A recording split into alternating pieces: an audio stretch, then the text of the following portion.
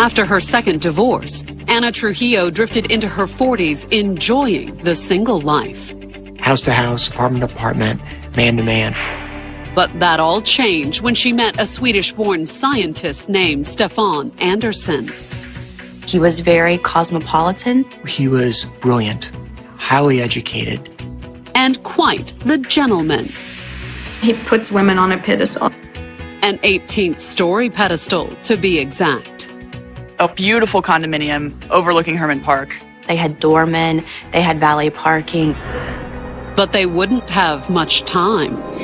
I need help. Just months after they moved in together, Stefan would be dead. Like a scene from a horror movie. Was it self-defense? I couldn't breathe and I was suffocating. Or did Ana have anger issues? That is what makes her so dangerous. Either way, one thing about the killing was guaranteed to grab headlines: her choice of weapon. This crazed woman stabbed someone with her stiletto heel.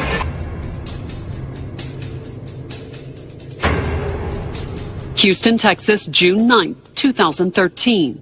At 3:41 that Sunday morning, Harris County dispatchers received a frantic phone call from one of the city's most exclusive addresses, a high-rise condo building in the upscale museum district. I need help. This is a very dramatic 911 call. She is crying, she is sobbing at certain points, and she can almost be described as hysterical. Ma'am, calm down. The caller was 44-year-old Ana Trujillo. She told the dispatcher that her boyfriend, Stefan Andersson, had just attacked her. He started hitting me and beat me up. Despite that, Ana said she wasn't the one who needed help. It was Stefan. He's bleeding, he's about to die. He started beating me up and I defend myself. But now, her priority appeared to be saving Stefan's life. Ana pleads for someone to send an ambulance and says that they need to get there quickly, that he's dying. I need you here right now.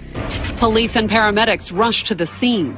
And when Ana met the first officer at the door of Stefan's condo, he quickly realized that she hadn't been exaggerating. He sees Ana Trujillo soaked in blood. And that was nothing compared to the scene inside the condo. The carpet was soaked and saturated. There was blood spatter all over the walls. There was so much blood that it looked like a scene from a horror movie. And Stefan was the most horrifying of all. The 59-year-old pharmaceutical researcher lay sprawled on the floor, his face a bloody ruin. Stefan Andersson was not even recognizable. He did not look like a person. In fact, Stefan's injuries were so severe that the officer at the scene made an automatic assumption about what caused them. They thought it was a gunshot. The first responding officer immediately asks her, "Where is the weapon?" And that's when things took a surprising turn, because the weapon Ana pointed to on the bloody floor wasn't a gun. It was a shoe. There was a 5.5-inch blue suede stiletto heel within inches of Stefan Andersson's head. But did the apparently improvised weapon support Ana's story about a frantic life-or-death struggle? Or, in a fit of anger, had she simply lashed out with the first thing that came to hand?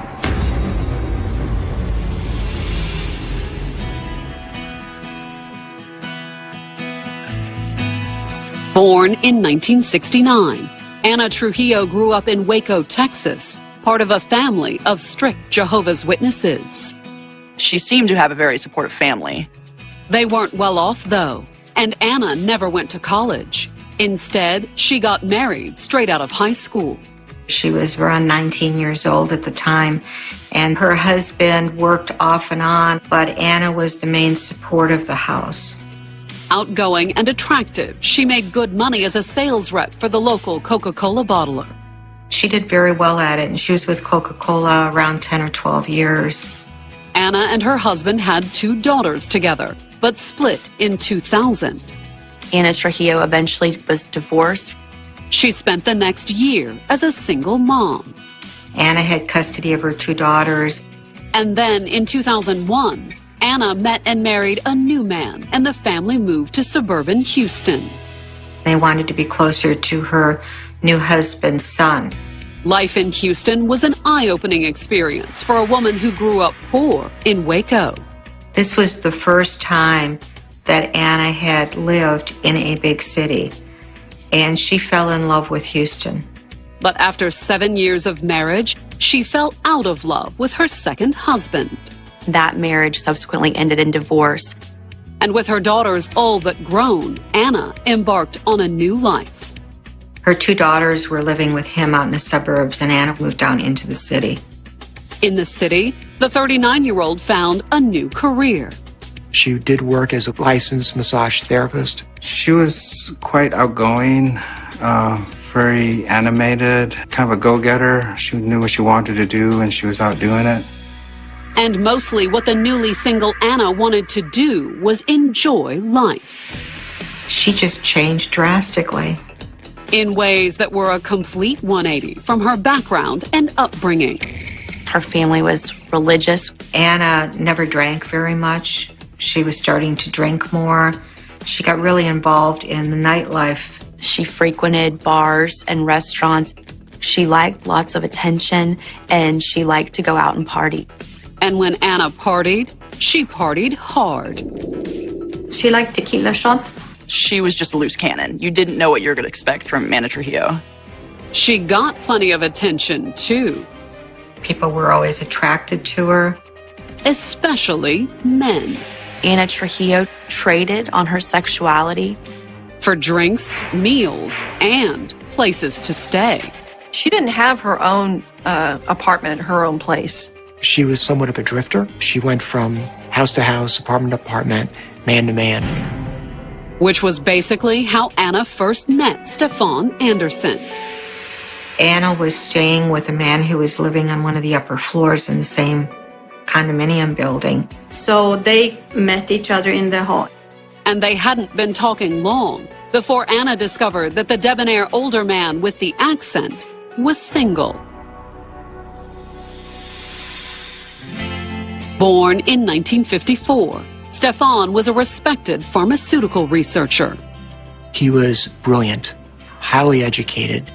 Originally from Sweden, he had been in the States since the 1980s. He really liked America because people are really friendly and open here. He was very cosmopolitan. When he met Anna, the well-traveled scientist had recently given up a pharmaceutical research job in Dallas to become a professor at the University of Houston. He taught biochemistry. Although both positions paid well. Stefan Anderson lived in a rather affluent high-rise. The building did have a concierge at the front. They had doormen. They had valet parking. And when Stefan bumped into Anna in the lobby of his building in August of 2012, he was more than happy to strike up a conversation with the attractive woman. She was really outgoing, really funny. She was really entertaining. Anna appeared equally enamored with the 58-year-old scientist because when Stefan asked if she would like to get a drink later, she immediately said yes, despite the fact that she was staying with a different man in the building.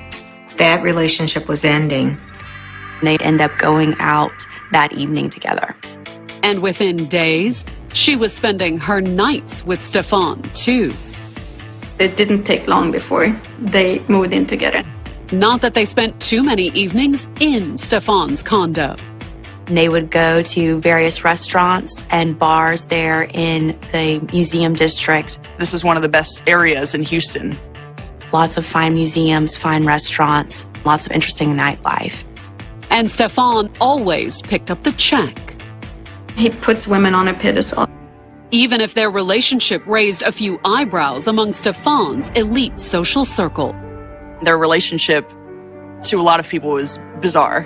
You have a woman, she doesn't have an education to speak of. You have a world-renowned scientist. People are wondering, what are those two doing together? Some people, perhaps. But for others, it was obvious. She was 44, he was 59. He was very happy and proud to show her off. He told a friend that he'd met a hot Latino woman and that he was really enjoying it. And in some ways, Anna may have been good for him, too. He was a shy man. He was not assertive in any way. At least, that's what everyone thought. But less than a year after they first met, a late-night 911 call would leave the police wondering, was Stefan really that mild-mannered? Or did the research scientist's suave exterior mask a brutal secret? Okay, meow, meow, meow. Hello?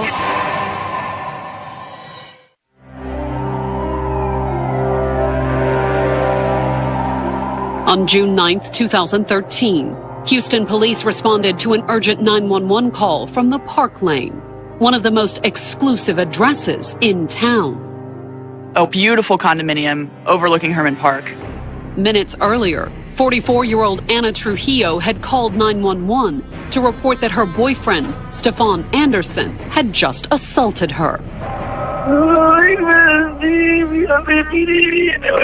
pleading to please let me go, and he wouldn't. Anna is hysterical.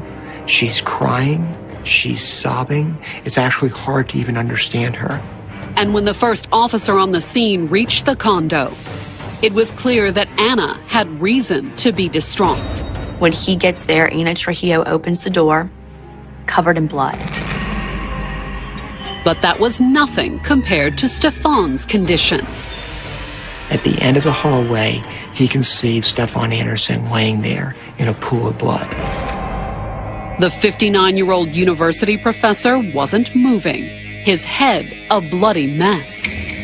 And when the officer checked Stefan's vital signs, he finds that Dr. Anderson has no pulse. EMTs arrived on the scene moments later and confirmed that Stefan was dead. There was another surprise coming, though, because when the officer at the scene asked Anna where the weapon was, he originally thought Dr. Anderson had actually been shot in the head. Anna pointed to the high-heeled shoe on the floor next to Stefan's head. Who knew you could use that as a murder weapon? Stefan had been killed with a 5.5-inch stiletto. You could see that it was bloody. You could see that there was hair wrapped around it. While crime scene investigators began processing the condo, the police transported Anna downtown to take her statement, even as news crews began flocking to the scene. Cameras are already starting to come to the Park Lane. We all just heard this apparent crazed woman stab someone with her stiletto heel.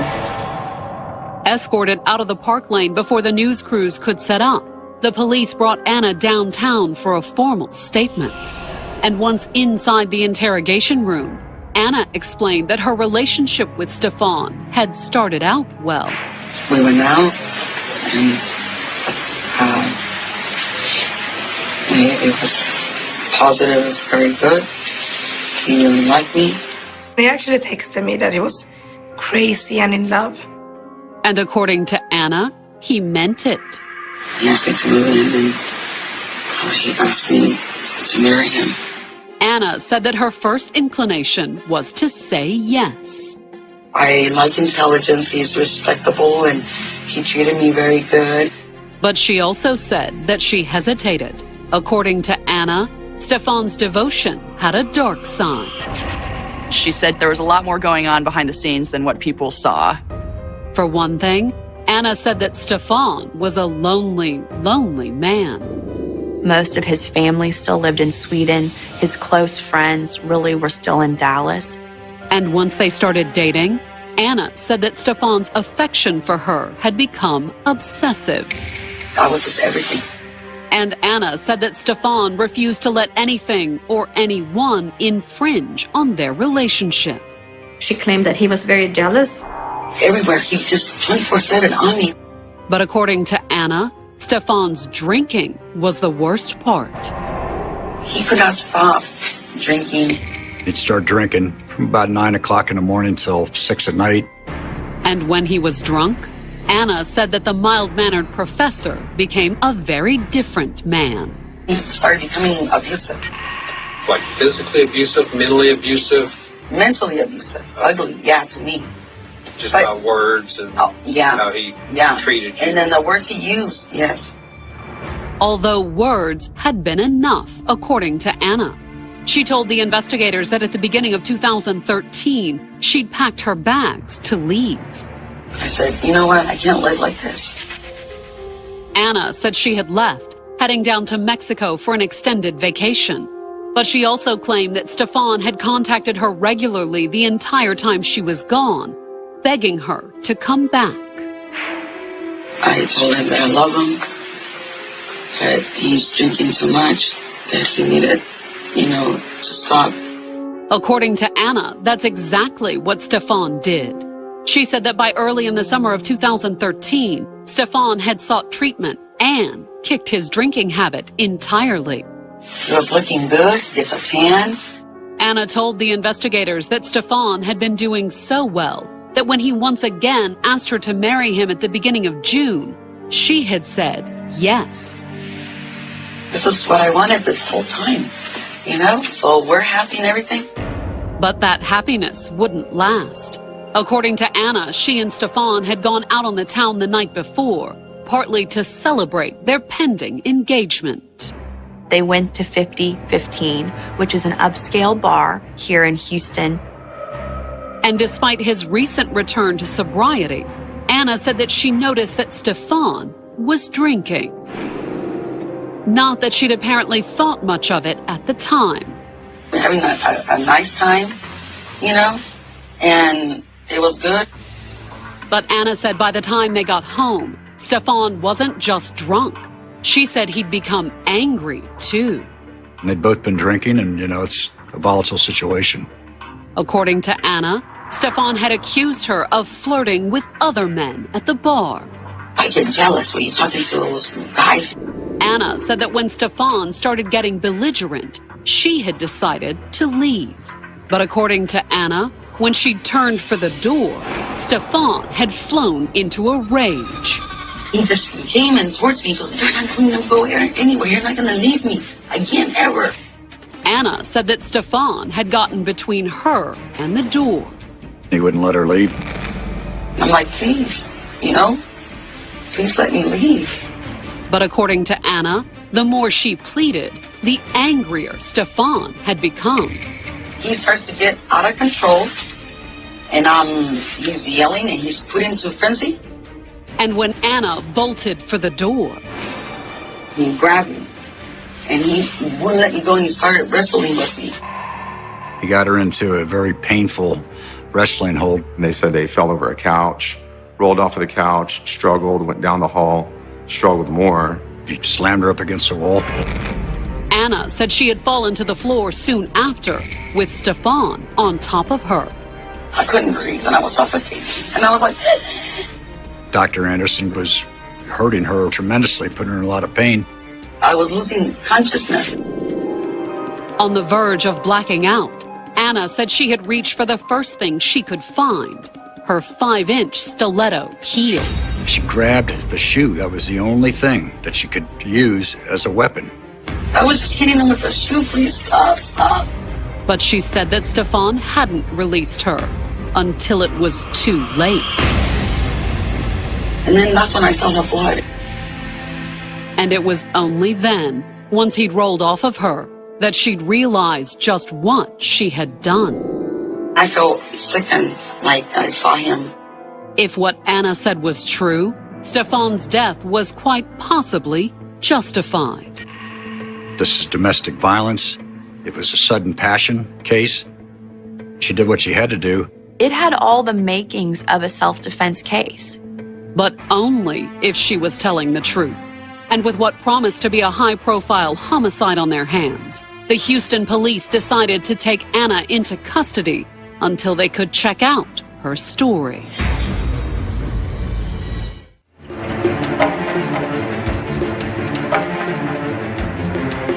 By mid-morning on June 9th, 2013, Anna Trujillo sat in a holding cell at the Houston Police Department.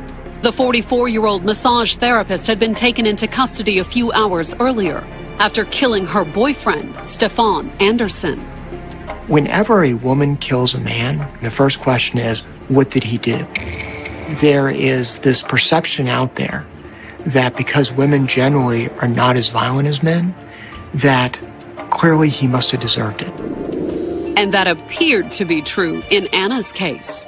Questioned by the police, she said that Stefan, a 59-year-old research scientist and college professor, had attacked her in a drunken rage.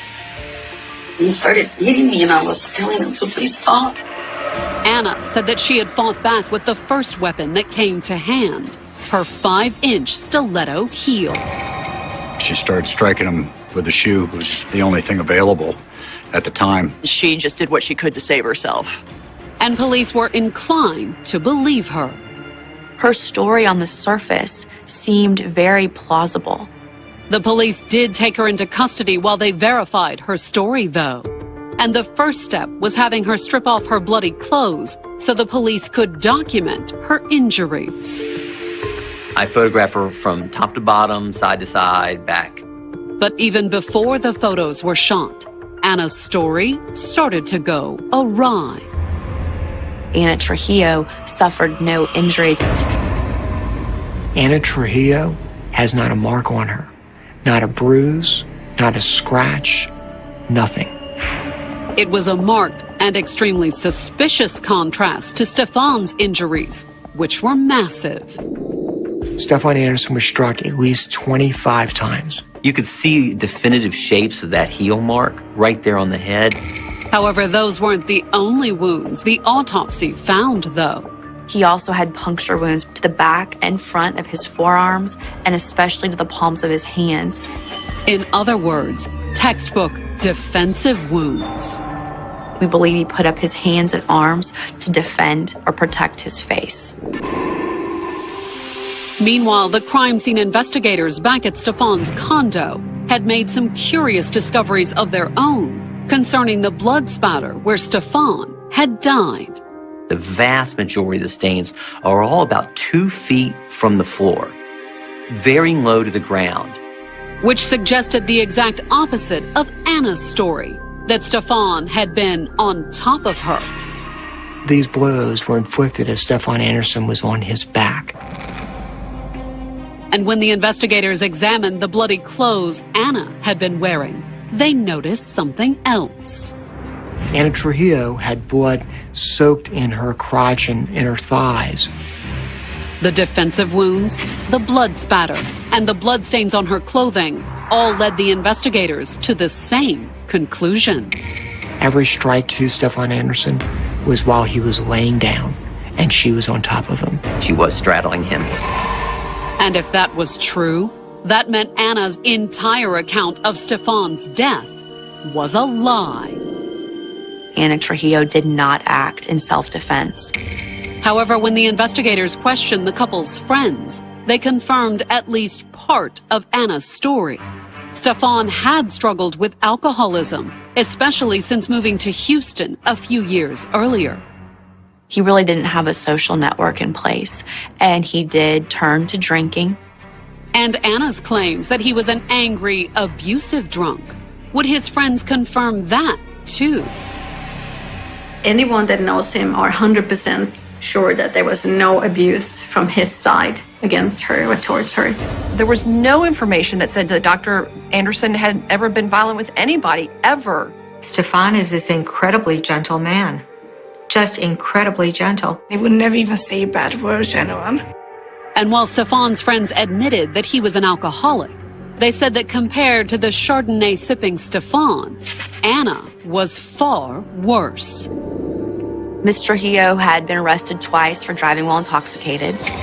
And considering the circumstances surrounding one of those arrests, it was amazing she hadn't killed someone then. She had been driving the wrong way down one of the major freeways. Some people in life don't really handle alcohol well, and she was one of those people. The result was a downward spiral. Every time I would see her, it seemed like she was more disheveled, more intoxicated. She was kicked out of bars for being publicly intoxicated. And according to her friends, Anna wasn't just a drunk. she was a mean drunk. If something set her off, there was no telling what she would do. She just blurts nasty things out. She just suddenly attacks them. And when it came to men, friends claimed that Anna's attacks would often turn physical. We found several men that actually had instances of her biting or striking them in the face. She hit a man over the head with a candlestick.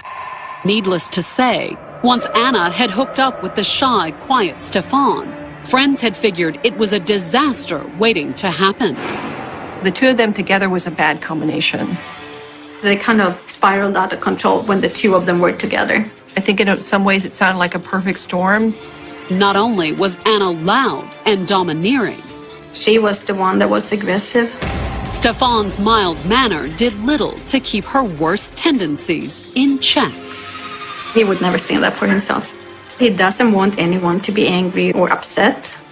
He would rather not hurt somebody's feelings and suffer himself rather than make someone feel uncomfortable. And according to his friends, Stefan had suffered. I heard from friends of his that he had come with black eyes. In fact, friends said that Anna had only been living with him for a few weeks before Stefan realized he had to end things with her. But she was a handful. She was too much.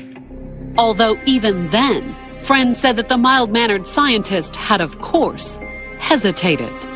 He didn't really have it in him to throw someone out. But at the beginning of 2013, his neighbors at the Park Lane had forced the issue. The management at the Park Lane spoke to him about her and her presence in the apartment. Other residents had actually complained about Ana Trujillo's behavior. It was the last straw, friends said. Stefan had finally had enough. By January or February of 2013, he wanted her out of his life. And contrary to Anna's claims of an engagement, his friends said that 6 months into their relationship, he had kicked her out. Changed his locks in his apartment. Had her guest privileges revoked. Although even then, Stefan hadn't made a clean break with Anna. Instead, he'd paid her way to Mexico. He sent her to Mexico just to get her out of his hair. With Anna gone, Stefan had started to move on. He was happy again. There was no mentioning of ever getting back with her. But was Anna as willing to walk away from Stefan? Friends said that once she returned from Mexico, Anna had a disturbing habit of turning up in the same upscale bars and restaurants Stefan frequented. Stefan always had the same routine during the day, and she knew that routine. He was easy to stalk. And despite their recent breakup, friends said that Stefan went out of his way to be cordial to Anna. Stefan was a really caring person. He really wanted to help her. In fact, Stefan even went so far as continuing to pay Anna's bar tab. She basically lived off him even though she didn't live with him. At least, not always. But according to friends, Stefan would still allow Anna to crash at his condo from time to time, whenever one of her other friends kicked her out. Dr. Anderson seemed very torn. Ana Trujillo really had nowhere else to go. I don't know that he's ever cut out any person out of his life. But had Stefan's kindness and his unwillingness to assert himself ended up costing him his life? By the end of that Sunday, the authorities were convinced. Less than 24 hours after Stefan's death, they booked Ana Trujillo on murder charges.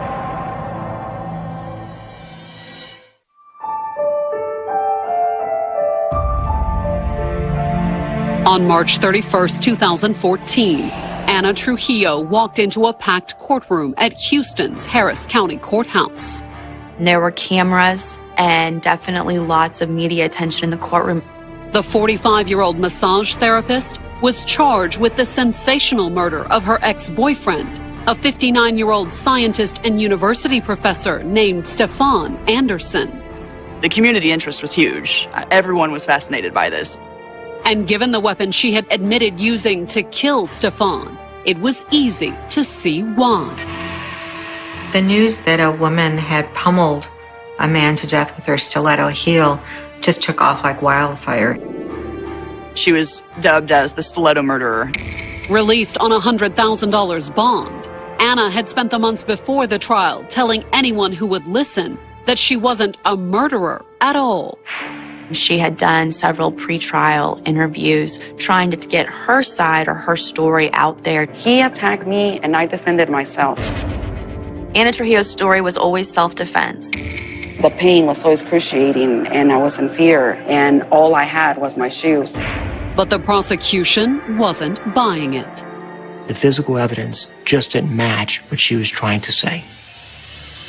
And in opening statements, the prosecutor said that contrary to her claims that Stefan was an abusive alcoholic, Anna was the real violent drunk in the relationship. Her drinking usually ended in her becoming physically violent. According to the state, June 9, 2013 had been no exception.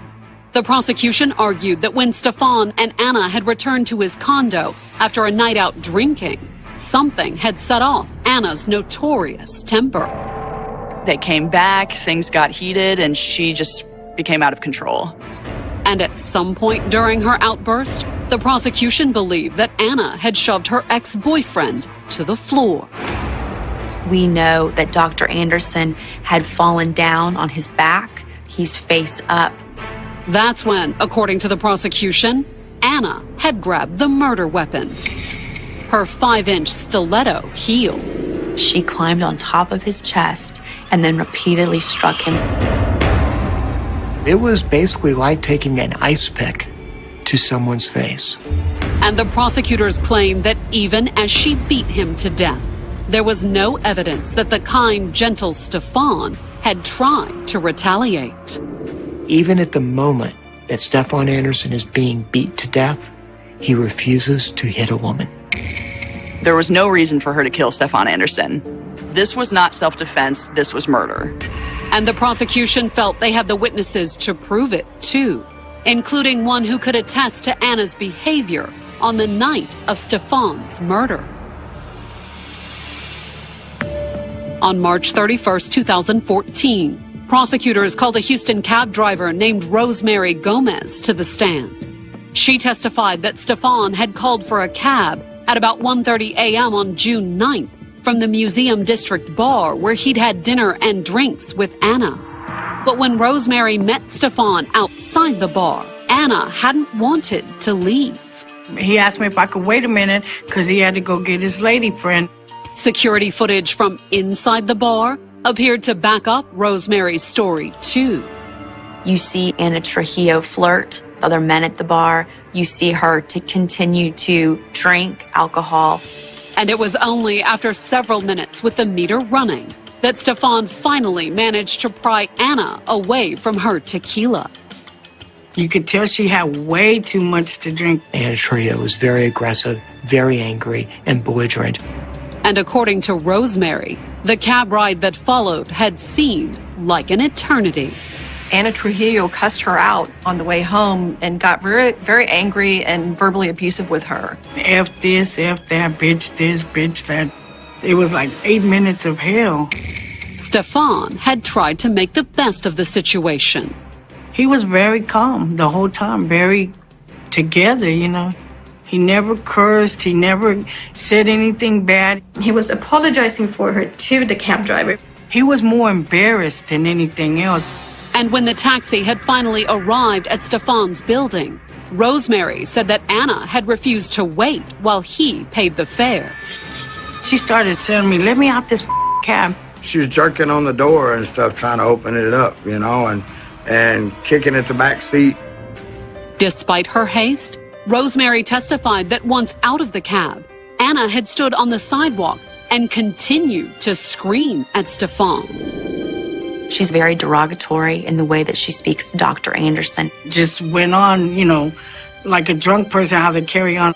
In fact, Rosemary said she had been so disturbed by Anna's behavior that she had offered to drive Stefan somewhere, anywhere, to give Anna time to cool down. I was concerned for his safety, and I let him know it. I said, Mr. Anderson, I really got a bad feeling that something's going to happen. But according to Rosemary, Stefan had refused the offer. He said, "You're a very kind lady." He said, "But thank you." He said, "I'll be fine." And then, according to Rosemary, she had watched helplessly as Stefan turned around and followed Anna into the building. The last image of Stefan Anderson alive is actually pretty heartbreaking. You can see him walking into the lobby of the Park Lane, and he just looks defeated. And in a little more than an hour, he would be dead.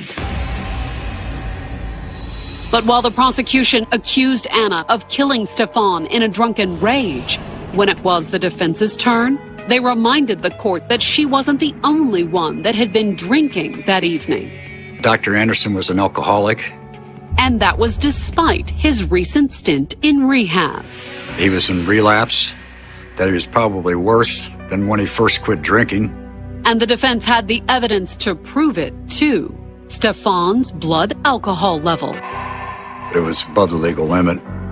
The defense said that the results overwhelmingly supported Anna's self-defense story. An alcoholic can just go off the deep end in a split second. You can't trust that he's in his right state of mind. The defense claimed that in the summer of 2013, Stefan wasn't just in relapse. He was in a downward spiral. Witnesses said he drank every day, that he would be intoxicated before noon. He didn't do anything but drink. According to the defense, Stefan had managed to hide his addiction from friends, family, and even co-workers, but not Anna. They claimed that she had suffered the full wrath of Stefan's drunken temper. They tried to portray Stefan Anderson as an alcoholic who was aggressive and mean when he was intoxicated. They tried to paint her as the poor woman who was stuck in this horrible relationship. And the defense claimed that once alone in Stefan's condo that night, he had turned on her, furious at how she had embarrassed him on the ride home. Anderson was the one fighting her, the one beating her up. And the defense said that Anna had done the only thing she could have done, fight back. I felt it was a very strong self-defense case. In fact, the defense was so sure of their case that they wrapped it up without putting Anna on the stand. She hit him 25 times because she did what she had to do. She did what any reasonable person would do. Naturally, the prosecution strongly disagreed. Anna Trujillo violently beat her intimate partner to death for no reason. That is what makes her so dangerous. There is nothing to stop her from doing it again. Nothing but sending her to prison, that is. Anything less than a life verdict is unacceptable.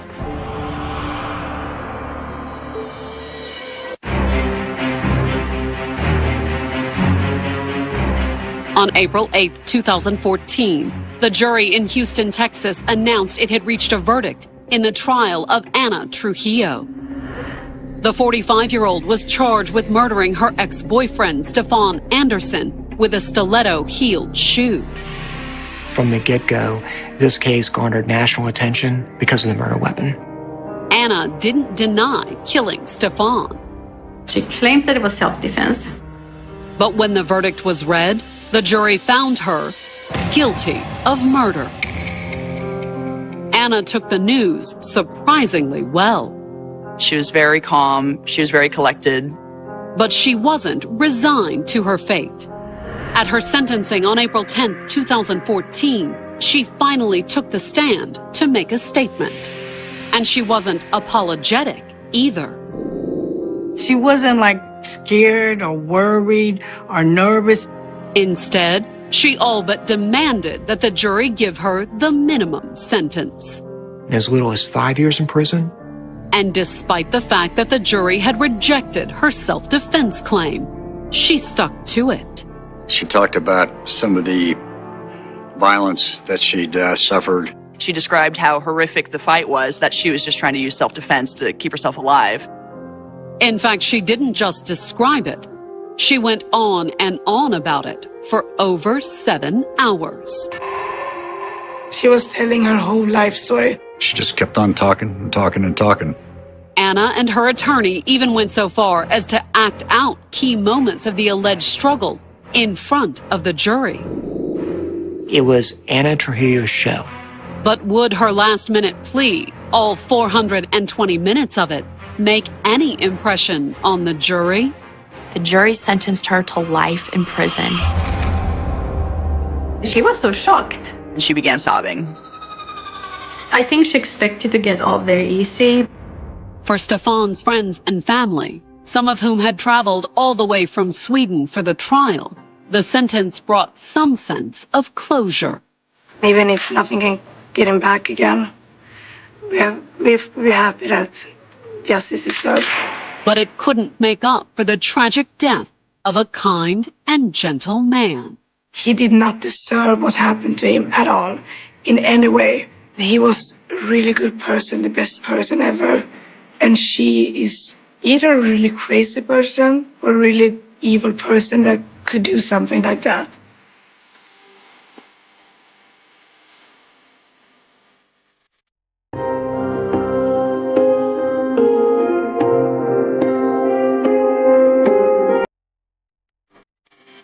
At first glance, this story sounds like something that should never have happened. A teenager bearing the Getty surname, representing unimaginable wealth, privilege, and influence, vanished into the darkness of a summer night in Italy. His grandfather was one of the world's richest men, a businessman with an almost legendary fortune in the 1950s and 1960s. To many, a family like the Gettys seemed untouchable. Their wealth conjured up a sense of security, power, and the ability to solve almost any problem with a signature on a check. Yet, on July 10th, 1973, those assumptions shattered. 16-year-old John Paul, Getty III, disappeared from Piazza Farnese in Rome. Hours later, panic spread throughout his family and the authorities. Soon after, the disappearance became one of the most notorious kidnappings of the 20th century. It would become a story not simply about organized crime or a huge ransom.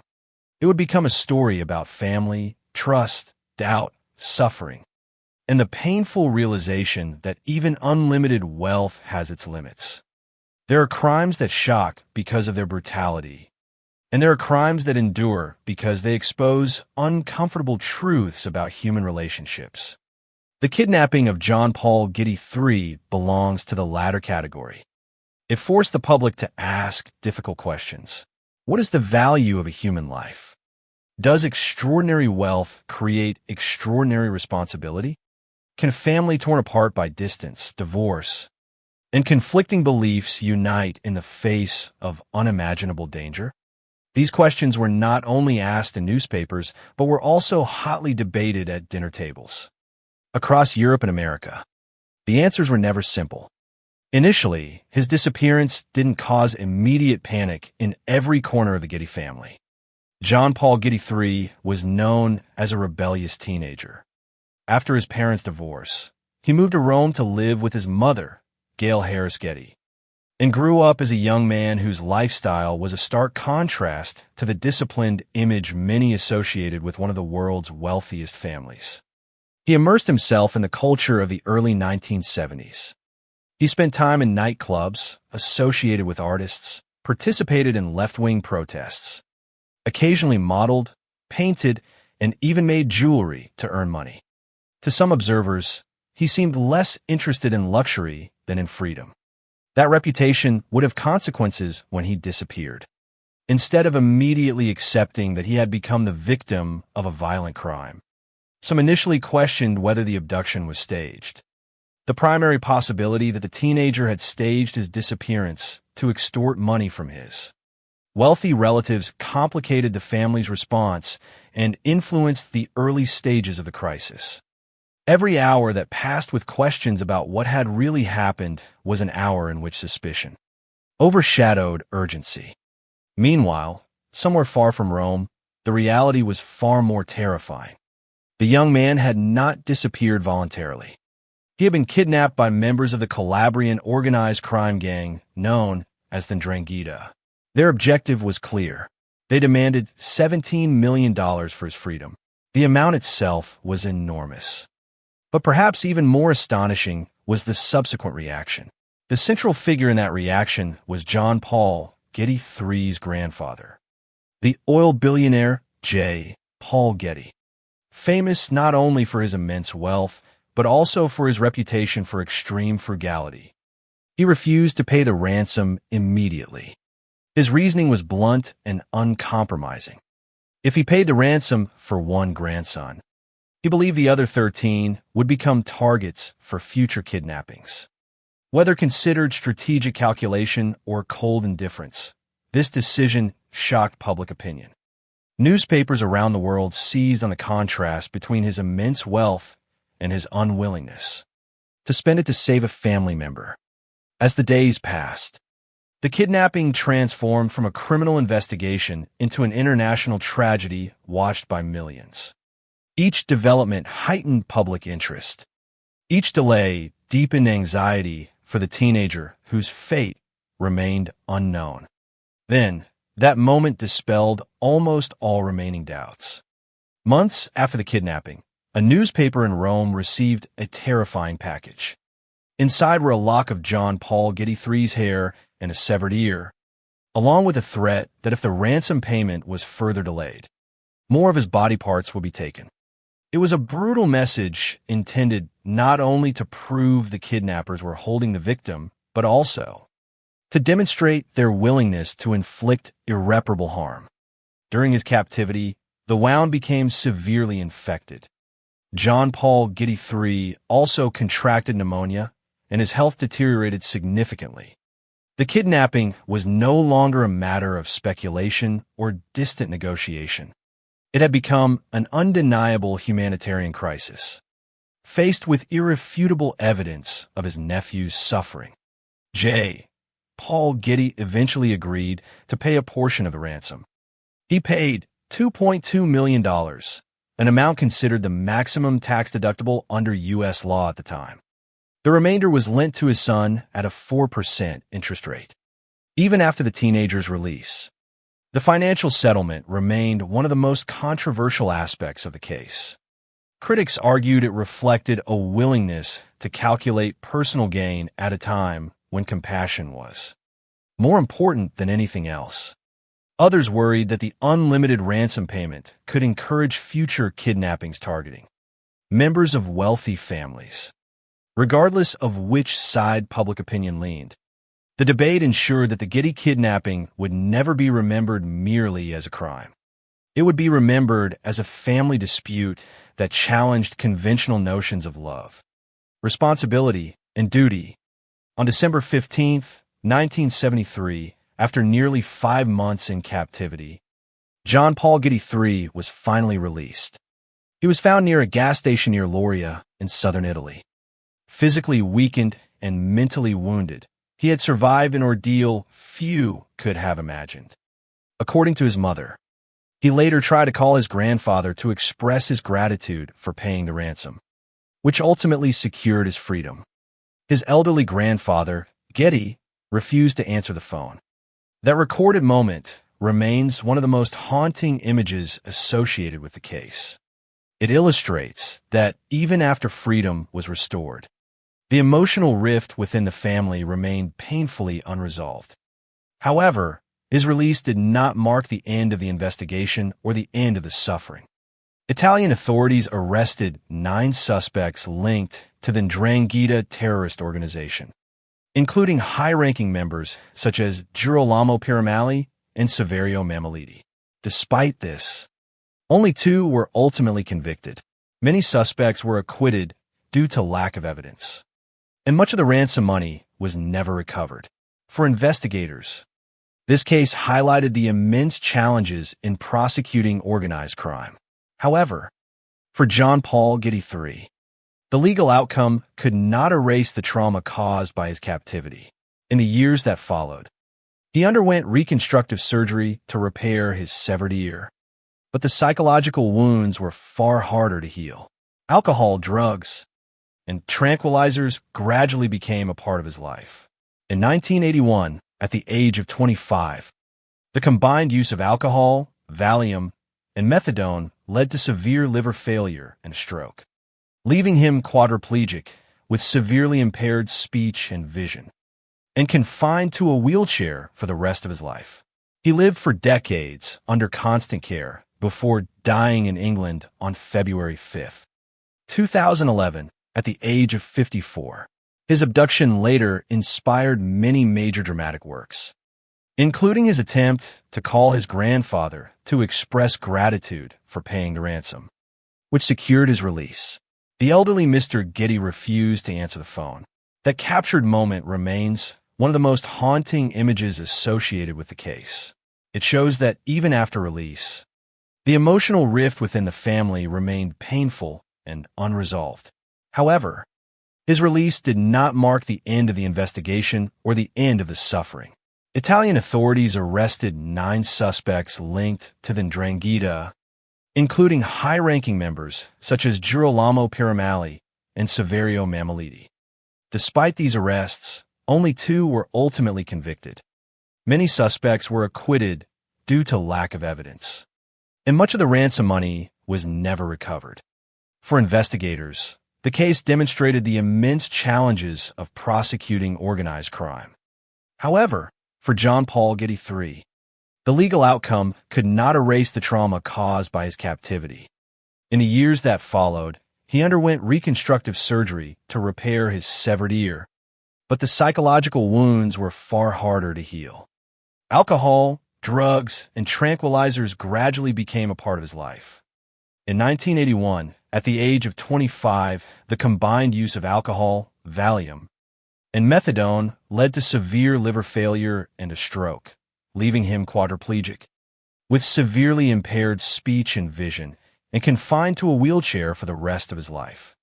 He lived for decades under constant care before dying in England on February 5, 2011, at the age of 54. His abduction later inspired many major theatrical works, including. He then tried to call his grandfather to express his gratitude for paying the ransom, which resulted in his release. The elderly Getty refused to answer the phone. That captured moment remains one of the most haunting images associated with the case. It showed that even after release, the emotional rift within the family remained painful and unresolved. However, release did not mark the end of the investigation or the end of the suffering. Italian authorities arrested 9 suspects linked to the 'Ndrangheta, including high-ranking members such as Girolamo Piramali and Saverio Mammoliti. Despite these arrests, only 2 were ultimately convicted. Many suspects were acquitted due to lack of evidence, and much of the ransom money was never recovered. For investigators, the case demonstrated the immense challenges in prosecuting organized crime. However, for John Paul Getty III, the legal outcome could not erase the trauma caused by his captivity. In the years that followed, he underwent reconstructive surgery to repair his severed ear, but the psychological wounds were far harder to heal. Alcohol, drugs, and tranquilizers gradually became a part of his life. In 1981, at the age of 25, the combined use of alcohol, Valium, and methadone led to severe liver failure and a stroke, leaving him quadriplegic, with severely impaired speech and vision, and confined to a wheelchair for the rest of his life. He lived for decades under constant care before dying in England on February 5, 2011, at the age of 54. His abduction later inspired numerous major theatrical works, including. The use of methadone led to severe liver failure and a stroke, leaving him quadriplegic, with severely impaired speech and vision, and confined to a wheelchair for the rest of his life. He lived for decades under constant care before dying in England on February 5, 2011, at the age of 54. His abduction later inspired several major television adaptations, including. The use of methadone led to severe liver failure and a stroke, leaving him quadriplegic, with severely impaired speech and vision, and confined to a wheelchair for the rest of his life. He lived for decades under constant care before dying in England on February 5, 2011, at the age of 54. His abduction later inspired several major television adaptations, including. All the money in the world and all the trust have been used to ensure that future generations will continue to know this story. But behind each adaptation lies the true tragedy of a 16-year-old boy whose life was forever changed on a summer night in Rome. Throughout this episode, we will follow that true story step by step, based solely on documented events. We will learn who John Paul Getty III was before his disappearance, how the abduction unfolded, why the negotiations were so contentious, what investigators discovered afterward, and how those months affected the rest of his life. This is not simply the story of one of the most famous ransom cases in history. It is the story of how extraordinary wealth cannot prevent extraordinary suffering, and the ultimate price to pay is never measured in dollars. Before the headlines, the ransom letters, the international attention that made his name one of the most famous in modern criminal history, John Paul Getty III was simply a teenager trying to make his way in the shadow of one of the world's wealthiest families. His life began with extraordinary privilege, but privilege alone cannot define identity, nor can it guarantee happiness or security. Born Eugene Paul Getty II on November 4th, 1956, in Minneapolis, Minnesota, he joined a family whose fortune had become legendary. His grandfather, J. Paul Getty, considered one of the world's richest men in the 1950s and 1960s, had built a vast oil empire that made the Getty name synonymous with unimaginable wealth. To the outside world, being born into such a family seemed to guarantee a life of comfort, opportunity, and security. The public often envisioned immense wealth as a shield against instability, believing that money could solve almost any problem. However, the story of John Paul Getty III ultimately proved that financial power could not protect a family from emotional estrangement, tragedy, or violence. John Paul Getty III was the son of John Paul Getty Jr. and Gail Harris Getty. Like many other children, his childhood circumstances were shaped not only by his family's financial standing, but also by family relationships. When his parents divorced, a pivotal moment arrived. Instead of remaining in the United States, he moved to Rome with his mother. This shift took him away from the center of the Getty family's influence and introduced him to a social environment very different from what many might imagine for the grandson of an American billionaire. Rome in the late 1960s and early 1970s was a city of striking contrasts. It was a place where centuries of history coexisted with rapid cultural change. Traditional institutions stood alongside burgeoning youth movements, artistic experimentation, and political activism. For a teenager seeking independence, the city offered countless opportunities to explore different identities and communities. It was in this environment that John Paul Getty III spent much of his adolescence.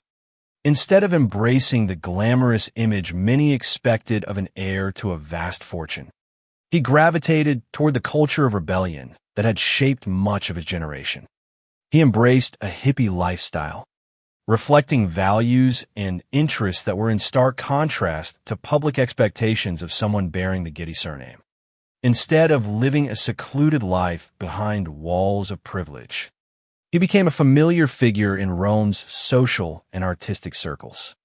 He frequented nightclubs, where young people gathered to escape social norms and immerse themselves in music, conversation, and creative expression. These venues were not merely places of entertainment. They symbolized a generation eager to question existing power and redefine individual freedom. His interests were not limited to nightlife. He also participated in left-wing protests, another reflection of the turbulent political atmosphere of the time. Across Europe in the early 1970s, youth political participation was increasingly evident, and Rome was no exception. For John Paul Getty III, participating in such protests placed him among his peers who were questioning existing social and political structures, whether driven by belief, curiosity, or simply a desire to fit in.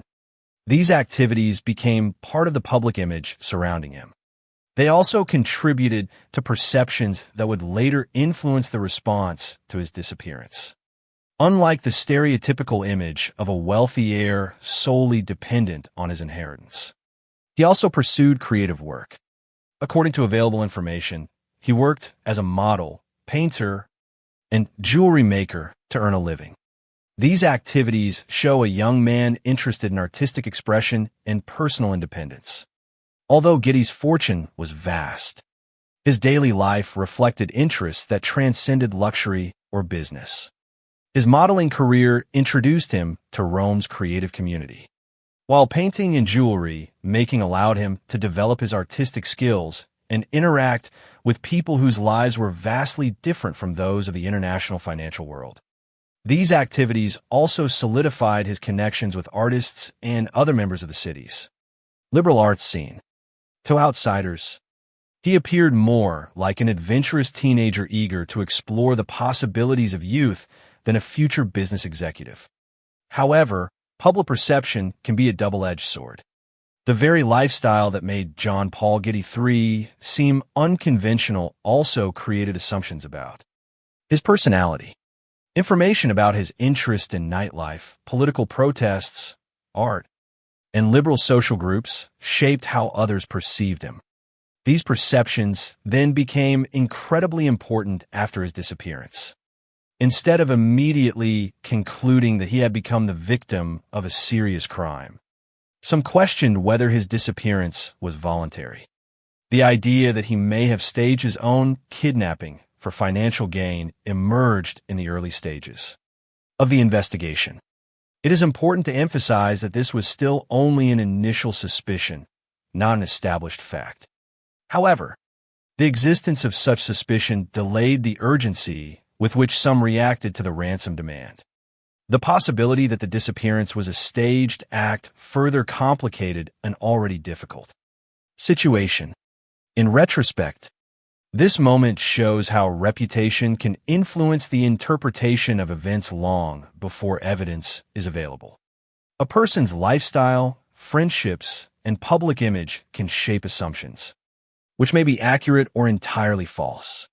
In the case of John Paul Getty III, his unconventional teenage years were partly why the reality of his circumstances wasn't immediately apparent. The contrast between appearance and reality became one of the most striking themes of the case. To many outsiders, he appeared to be a spoiled teenager experimenting with freedom.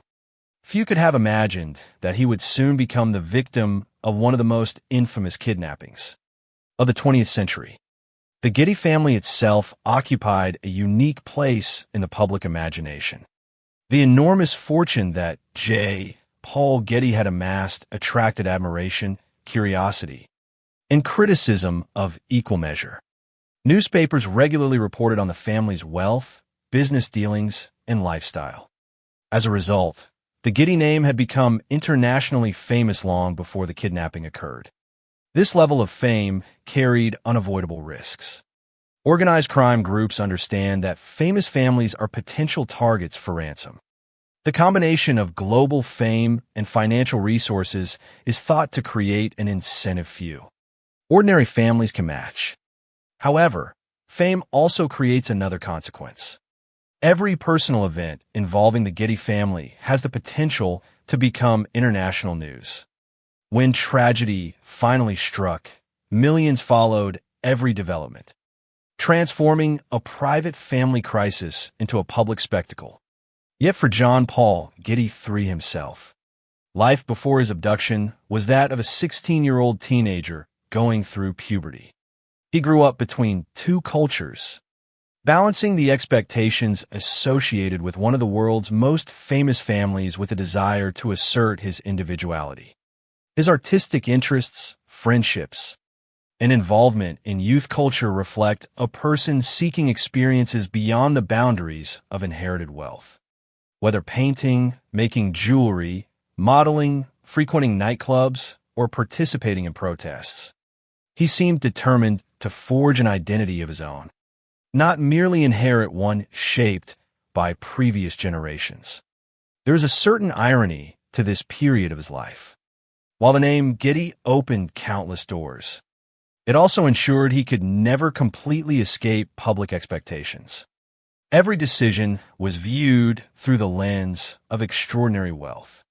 Actions that seemed normal for an unusual teenager became noteworthy simply because he was a member of the Getty family. Even his attempts to make money through creative work attracted attention precisely because observers knew of the immense fortune tied to his family. The tension between personal identity and inherited fame remained an invisible force pervading his life. It would become clear and painful when the kidnapping occurred. The public would quickly realize that even the grandson of one of history's richest men was not immune to vulnerability. In fact, his family name likely made him more vulnerable than most. In the summer of 1973, nothing was publicly revealed to suggest that just days later, his life would change forever. Rome remained the setting for his daily life, his friendships, and his artistic pursuits. The Getty family continued to thrive under international scrutiny, while the teenager himself sat somewhere between privilege and rebellion. However, beneath that normalcy, danger loomed.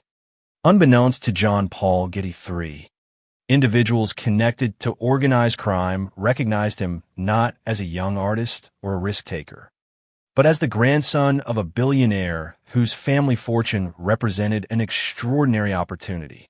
In the eyes of those criminals, his personal interests, friendships, and ambitions meant nothing. What mattered was the name he bore and the fortune they believed lay behind it. In just a few hours, that realization would change his life completely. A night in Rome would abruptly end the relative freedom of his adolescence and begin a nightmare that would draw the attention of the entire world.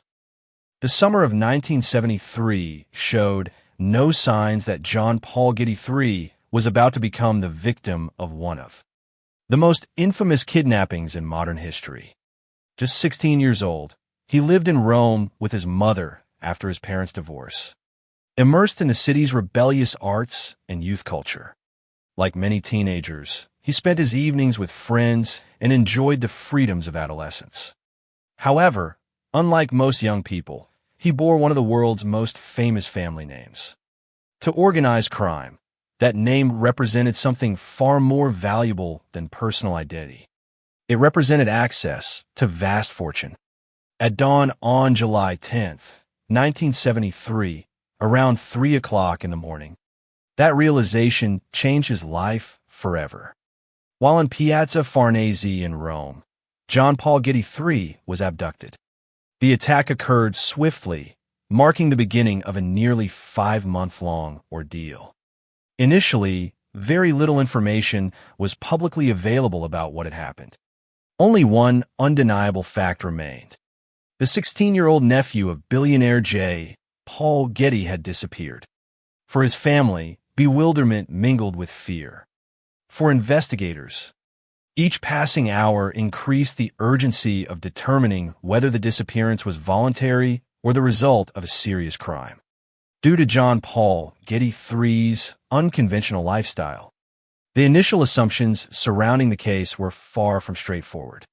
He was known as a rebellious teenager, involved in the hippie movement, frequenting nightclubs, associating with artists, participating in left-wing protests, and seeking creative independence through modeling, painting, and jewelry making.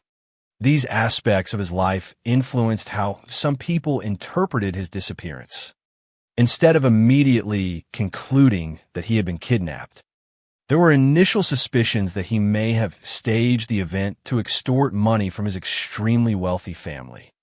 These suspicions were not based on evidence, but on perception, and they complicated the family's response during this crucial early stage. Every delay in accepting the kidnapping as real meant more time without progress in negotiations. While uncertainty persisted in Rome, the reality unfolding elsewhere was far more alarming. John Paul Getty III did not stage his disappearance. He was abducted by members of the Calabrian organized crime group, known as the 'Ndrangheta. The abduction was meticulously planned and financially motivated. After kidnapping the teenager, they took him hundreds of kilometers from Rome to a remote cave in the Calabrian mountains of southern Italy. Hidden from public view and isolated from any possibility of escape, the 16-year-old boy entered a period of captivity marked by increasing anxiety, physical hardship, and despair. The kidnappers' objective quickly became clear. They demanded a ransom of $17 million for his release. At the time, this was an astonishing sum. It not only reflected the criminals' awareness of the Getty family's immense wealth, but also their confidence that this fortune could eventually be converted into cash. Globally, this demand immediately attracted attention. The kidnapping was no longer merely an Italian criminal investigation. It had become an international story involving one of the world's wealthiest families. However, the Getty family's response was far more complex than the kidnappers anticipated.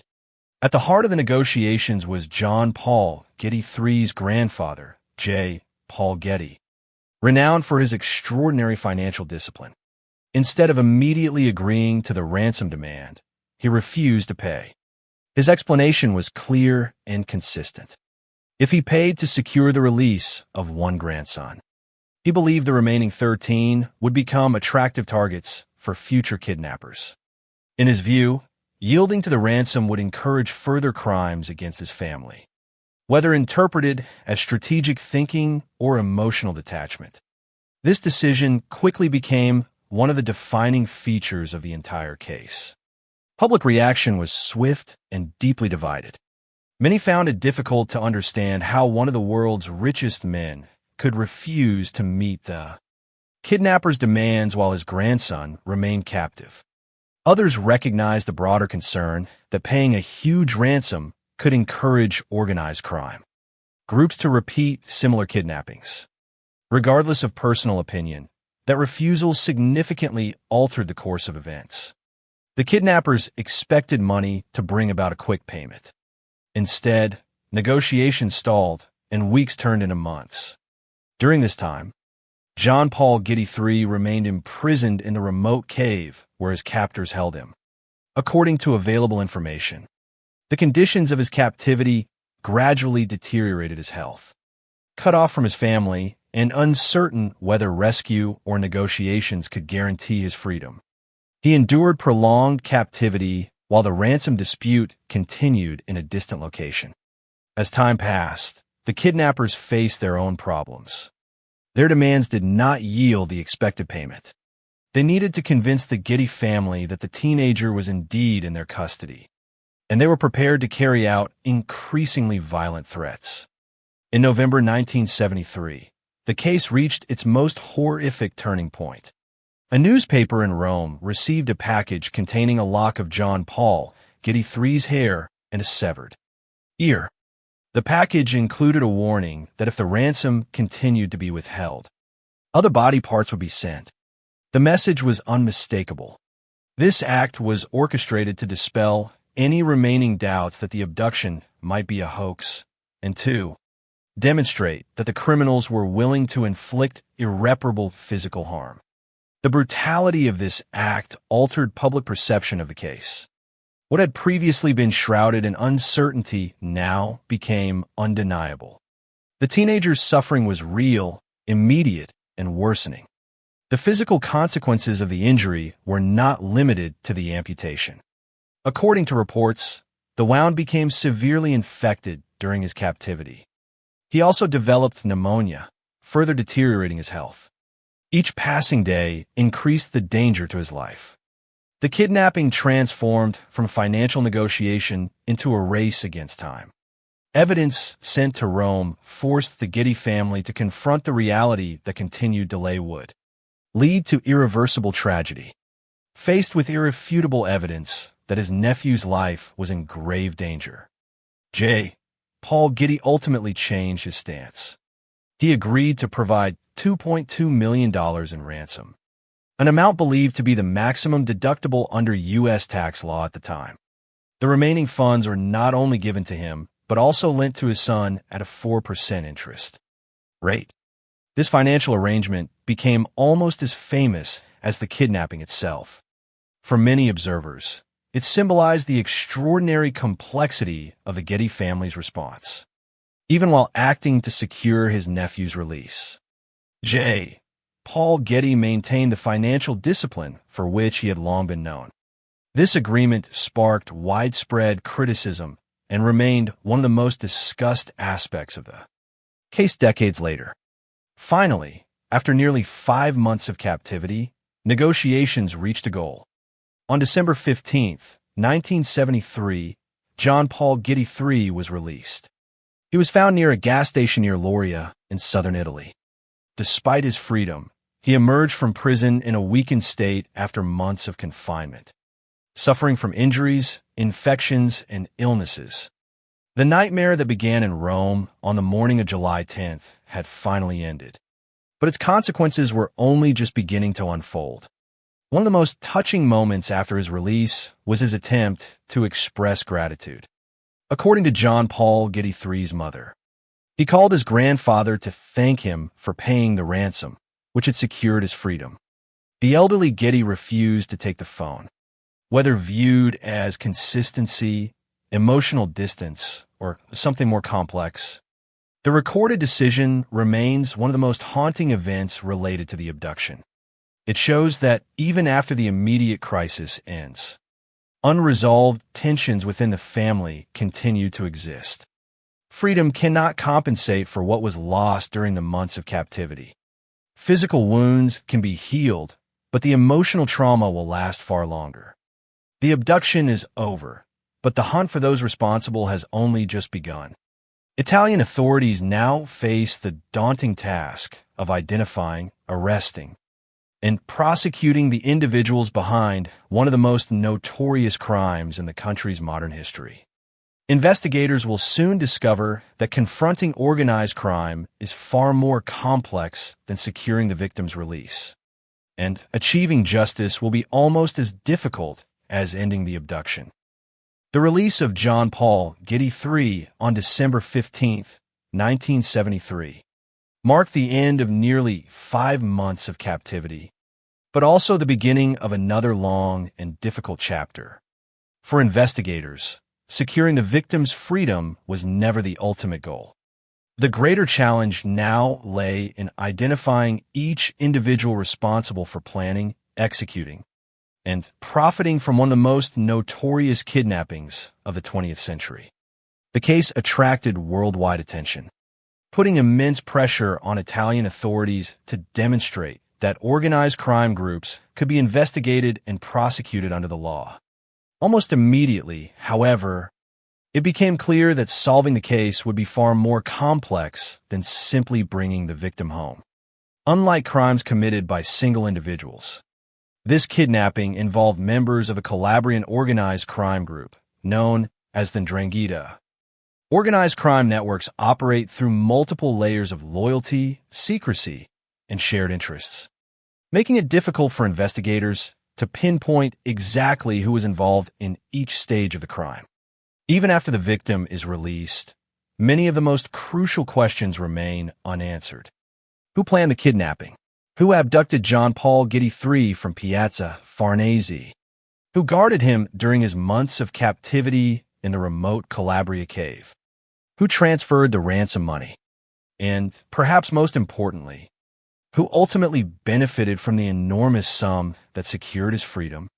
Investigators understand that answering these questions requires more careful evidence gathering than relying on assumptions. Public opinion often demands immediate certainty after a widely publicized case, but criminal investigations rarely proceed so swiftly. Each arrest must be supported by evidence capable of overcoming court scrutiny. Each accusation must ultimately be substantiated in court. In a case involving organized crime, that process is even more difficult because criminal organizations are structured to conceal individual responsibility. The secrecy surrounding the 'Ndrangheta presented investigators with insurmountable obstacles simply because the crimes had become internationally notorious. Nevertheless, Italian authorities continued their investigation. Their efforts eventually led to the arrest of 9 suspects believed to be involved in the kidnapping. Among those arrested were Girolamo Piramali and Saverio Mammoliti, individuals identified as members of 'Ndrangheta. These arrests marked a crucial stage in the investigation as they showed authorities had succeeded in identifying individuals believed to be connected to the criminal organization responsible for the kidnapping of John Paul Getty III. However, arrests did not automatically equate to conviction. In any criminal justice system governed by law, investigators must produce sufficient evidence to prove guilt beyond the legal standards required by the court. Public belief cannot substitute for evidence. International attention cannot replace legally accepted evidence. The Getty kidnapping illustrated this principle remarkably clearly. Although 9 suspects were apprehended, the available evidence ultimately did not lead to the conviction of all of them. This outcome disappointed many observers who expected the seriousness of the crime to result in severe penalties. Instead, investigators faced the familiar challenge of distinguishing between suspicion and evidence. Organized crime cases often involve multiple participants performing different roles, making it difficult to precisely determine the extent of individual responsibility. Some suspects may have known about the crime without directly participating in it.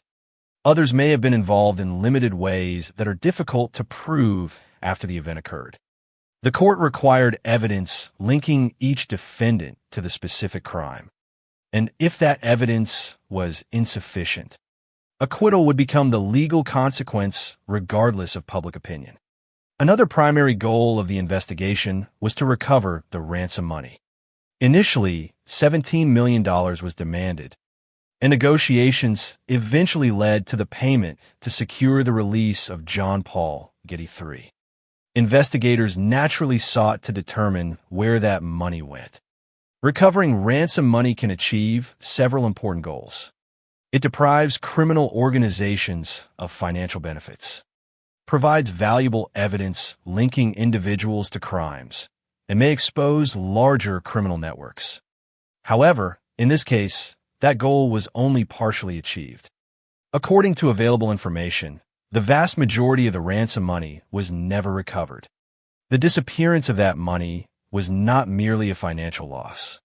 It also highlighted the real difficulties investigators face when confronting organized crime groups, which are capable of concealing both people and money. Once financial assets disappear into criminal networks, tracing them becomes incredibly difficult, especially when multiple people are involved and relationships are complex. As the investigation progressed, another reality became increasingly clear. Although the kidnapping was over, its consequences continued to shape every aspect of the legal process. John Paul Getty III survived months of captivity, suffering physical injuries, infections, and illnesses. His release allowed investigators to confirm many essential facts about the crime. But the investigation could never erase what had happened. Criminal investigations seek accountability rather than recovery. They tried to identify the perpetrators and present evidence in court, but they couldn't bring the victims back to the lives they had lived before the crime occurred. This distinction became particularly important in the Getty case because the physical and psychological trauma inflicted during captivity was irreversible. Investigators could pursue justice, but they couldn't erase the suffering that had taken place in the remote Calabria cave.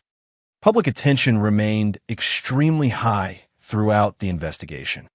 Newspapers continued to follow every development, reflecting the particular international interest generated by the combination of organized crime, vast wealth, and family disputes. However, investigators couldn't let public opinion dictate their conclusions. High-profile cases often create immense pressure for quick results. But responsible criminal investigations depend on evidence, not sensational headlines. Every arrest, every interrogation, every document, and every indictment undergoes a rigorous legal review process. Therefore, the investigation progresses based on available evidence, not on public expectations. This cautious approach explains why the final trial outcome differed from many predictions. Although authorities apprehended numerous suspects, the subsequent legal process determined that the evidence was sufficient to convict only a limited number of defendants. For many who followed the case, this outcome seemed unsatisfactory. The case involved months of captivity, international ransom negotiations, severe physical violence, and global attention. Naturally, expectations of comprehensive accountability arose. However, the criminal court did not judge the case based on public outrage, but on evidence. Thus, the Getty investigation became an illustration of both the strengths and weaknesses of the justice system. Authorities successfully identified and apprehended individuals connected to the organized crime group believed to be responsible for the kidnapping, but proving all charges against all suspects proved far more difficult. Throughout the investigation, one truth remained undeniable. The kidnapping fundamentally altered John Paul Getty III's life. All investigative developments unfolded while the victim was only just beginning his physical recovery. While investigators reviewed evidence and prosecutors prepared legal proceedings, the teenager himself faced the far greater personal challenge of overcoming the consequences of nearly 5 months of captivity. His release ended the immediate crisis, but the recovery process would take longer than any criminal investigation. The contrast between these two parallel journeys, the pursuit of legal responsibility and the victim's struggle to rebuild his life, will remain one of the defining features of the entire case. Ultimately, the investigation gathered enough evidence to bring the case to court, where judges would assess the allegations against the defendant and determine who could be held legally responsible. It is there, under the standards of criminal law and not under the pressure of public opinion, that the final chapter of the proceedings will take place. The investigation into the abduction of John Paul Getty III had captivated the world long before the first court hearings began. By the time prosecutors prepared to present the case, it had become one of the most widely discussed abductions of the 20th century. Newspapers followed every stage of the case, from the disappearance of the 16-year-old boy in Rome to the divisive ransom negotiations and the victim's repatriation after nearly 5 months of captivity. However, the transition from investigation to trial marked a significant shift. Public debate, emotional reactions, and media speculation no longer determined the outcome. Inside the courtroom, only evidence, legal standards, and the burden of proof would decide whether those accused of involvement in the abduction could be held criminally liable. For many observers, expectations were high. The kidnapping involved an internationally renowned family, a huge ransom, months of captivity, severe physical violence, and extensive police investigation. The public naturally expected those responsible to face appropriate punishment.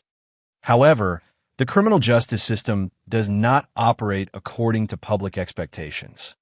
Courts exist to determine legal responsibility, not to please public opinion.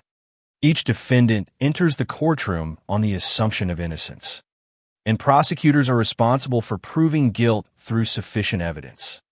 This principle is particularly important in complex organized crime cases, where criminal activities are often divided among multiple participants whose individual roles are difficult to determine definitively.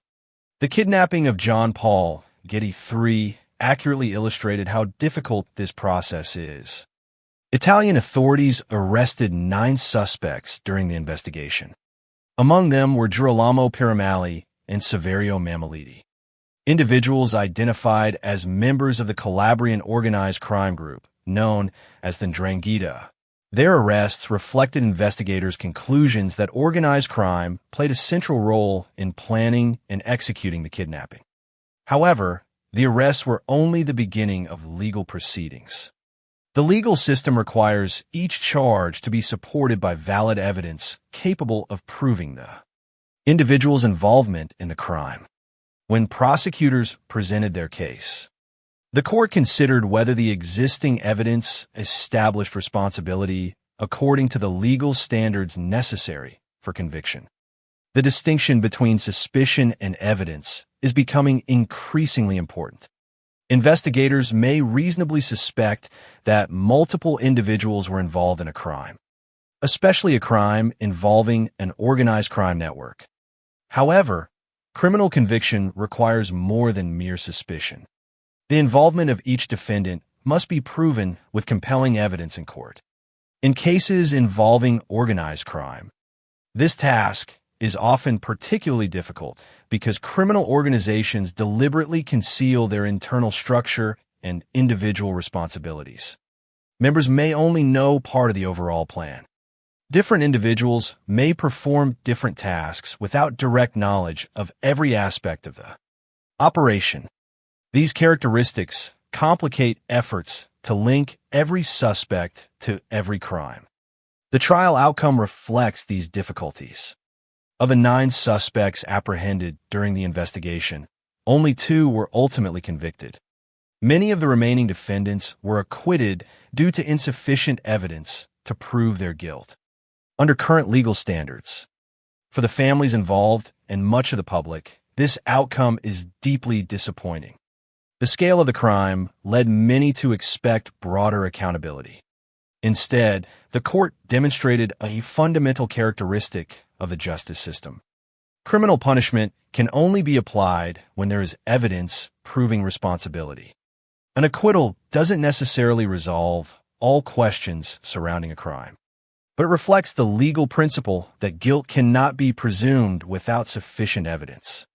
This outcome highlighted both the achievements and limitations of the proceedings. On the one hand, investigators successfully identified organized crime as the force behind the kidnapping and brought suspects to trial. On the other hand, not everyone involved can be held legally accountable based on the available evidence. Another unresolved issue concerns the ransom. Although negotiations ultimately secured the release of John Paul Getty III, the majority of the ransom money remains unaccounted for. This fact remains one of the most unsettling aspects of the entire case. The recovery of ransom money can strengthen criminal prosecutions by linking suspects to financial transactions and proving direct involvement in the crime. However, in this investigation, the inability to recover the majority of the money illustrated the difficulties authorities face when confronting organized crime networks capable of concealing financial assets. The disappearance of that money is another reminder that successful prosecution does not always eliminate all the consequences of a crime. Even after the 2 defendants were convicted, crucial questions remained unanswered, and significant parts of the criminal operation escaped complete legal resolution. Throughout the proceedings, public discussion went far beyond the issue of the defendant's guilt or innocence. The Getty family's conduct in the ransom negotiations was equally controversial. Paul Getty's refusal to pay immediately sparked intense criticism worldwide.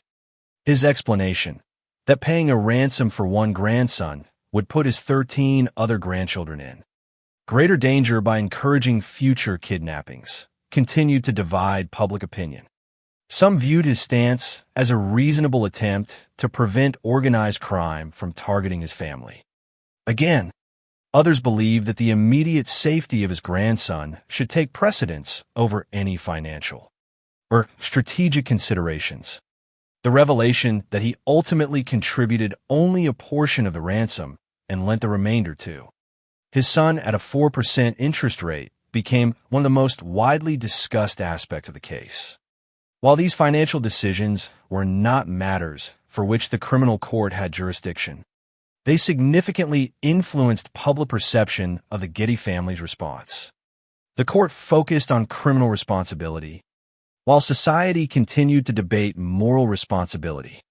These 2 debates often ran concurrently but addressed very different questions. The legal system asked whether the defendants were guilty. The public asked whether every member of the Getty family had responded appropriately to the crisis. The answers to these questions were not necessarily the same. For John Paul Getty III himself, the trial's conclusion could not compensate for the months that had been stolen from him.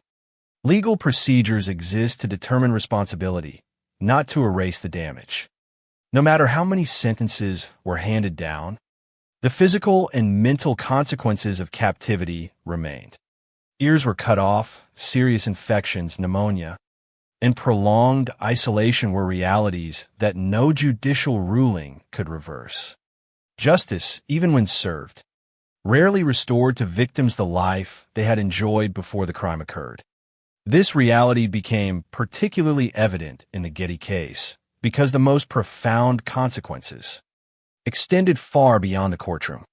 The legal process had reached a conclusion, but the victim's recovery was only just beginning. In many high-profile criminal cases, public attention waned after the verdicts were announced. The Getty abduction proved the opposite. The unique combination of organized crime, enormous wealth, international attention, and family intrigue ensured that discussion continued long after the judicial proceedings concluded. The limited number of convictions became part of the case's lasting legacy. For some observers, it reflected the inherent difficulties in prosecuting organized crime organizations whose structures are deliberately designed to be difficult for investigators. For others, it illustrated the fact that even one of the most famous criminal investigations in modern history was bound by the same legal principles that govern all criminal prosecutions. Evidence, not public attention, determined the outcome. In that respect, the case became an example of the rule of law operating under close public scrutiny. When the final verdicts were delivered, the criminal proceedings gradually came to an end. 2 defendants were convicted. Many others were acquitted due to lack of evidence. And much of the ransom money vanished from the investigators' hands. The legal chapter closed, but the story was not over. The greatest consequences of the kidnapping would not be measured by the verdicts or prison sentences. They would be measured by the years that followed in the life of John Paul Getty III himself. A teenager taken hostage at 16 will carry the physical and psychological effects of such an ordeal into adulthood. And those consequences will ultimately shape the rest of his life more profoundly than any court ruling. The conclusion of a criminal case is often confused with the end of a story.